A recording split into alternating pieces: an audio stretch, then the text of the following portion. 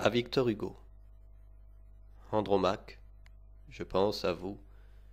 Ce petit fleuve, pauvre et triste miroir où jadis resplendit l'immense majesté de vos douleurs de veuve, ce Simoïs menteur qui par vos pleurs grandit, a fécondé soudain ma mémoire fertile, comme je traversais le nouveau carrousel.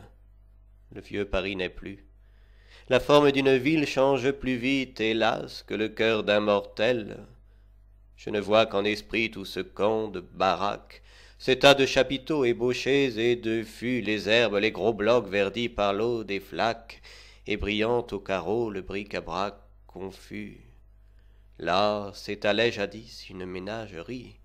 Là, je vis un matin, à l'heure où sous les cieux froids et clairs le travail s'éveille, où la voirie pousse un sombre ouragan dans l'air silencieux, un cygne qui s'était évadé de sa cage et de ses pieds palmés frottant le pavé sec, sur le sol rabote traînait son blanc plumage. Près d'un ruisseau sans eau, la bête ouvrant le bec baignait nerveusement ses ailes dans la poudre et disait le cœur plein de son beau lac natal: oh, quand donc pleuvras-tu, quand tonneras-tu foudre? Je vois ce malheureux mythe étrange et fatal. Vers le ciel quelquefois comme l'homme d'Ovide, vers le ciel ironique et cruellement bleu, sur son cou convulsif tendant sa tête avide, comme s'il adressait des reproches à Dieu. Paris change, mais rien dans ma mélancolie n'a bougé.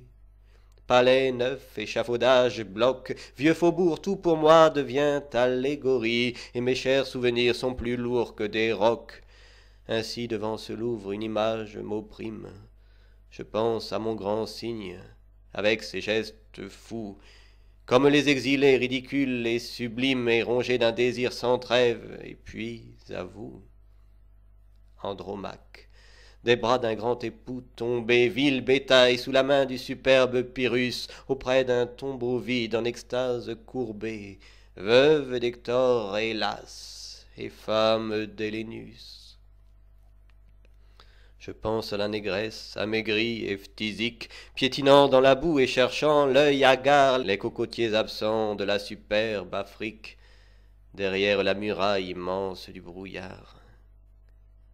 À quiconque a perdu ce qui ne se retrouve, jamais, jamais, à ceux qui s'abreuvent de pleurs et têtent la douleur comme une bonne louve, aux maigres orphelins séchant comme des fleurs. Ainsi, dans la forêt où mon esprit s'exile, un vieux souvenir sonne à plein souffle du corps. Je pense aux matelots oubliés dans une île, aux captifs, aux vaincus, à bien d'autres encore.